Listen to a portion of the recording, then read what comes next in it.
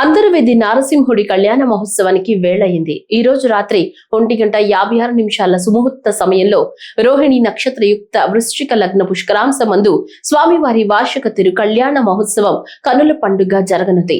దక్షిణ కాశీగా విరాజిల్లుతున్న doctor BR Ambedkar Konaseema జిల్లా అంతర్వేది శ్రీ లక్ష్మీ నరసింహస్వామి వారి కళ్యాణ మహోత్సవాలకు ఇప్పటికే ఏర్పాట్లన్నీ పూర్తయ్యాయి. విద్యుత్ దీపాలంకరణలతో భారీ సెట్టింగ్లతో ఆలయ ప్రాంగణం కన్నుల విందు చేస్తుంది. జిల్లా collector R Mahesh Kumar, SP Rahul Meena ఆధ్వర్యంలో పకడ్బందీగా ఏర్పాట్లను పూర్తి చేశారు. దాదాపు 1400 మంది పోలీస్ సిబ్బందితో భారీ బందోబస్తు ఏర్పాటు చేశారు. కళ్యాణ మహోత్సవాల సందర్భంగా పలు చోట్ల ప్రత్యేకంగా రోడ్లు నిర్మించారు. ఎక్కడికి అక్కడ భక్తులకు త్రాగునీరు అందుబాటులో ఉంచారు. 65 అన్నదాన సత్రాల సహాయంతో భోజన ఏర్పాట్లు చేశారు. స్వామివారి మాడ వీధులన్నీ శుభ్రంగా ఉంచడం కోసం 500 మంది పారిశుద్ధ్య కార్మికులను నియమించారు. ఆలయ ప్రాంగణాన్ని సీసీ కెమెరాల నిఘా నేత్రంలో ఉంచారు.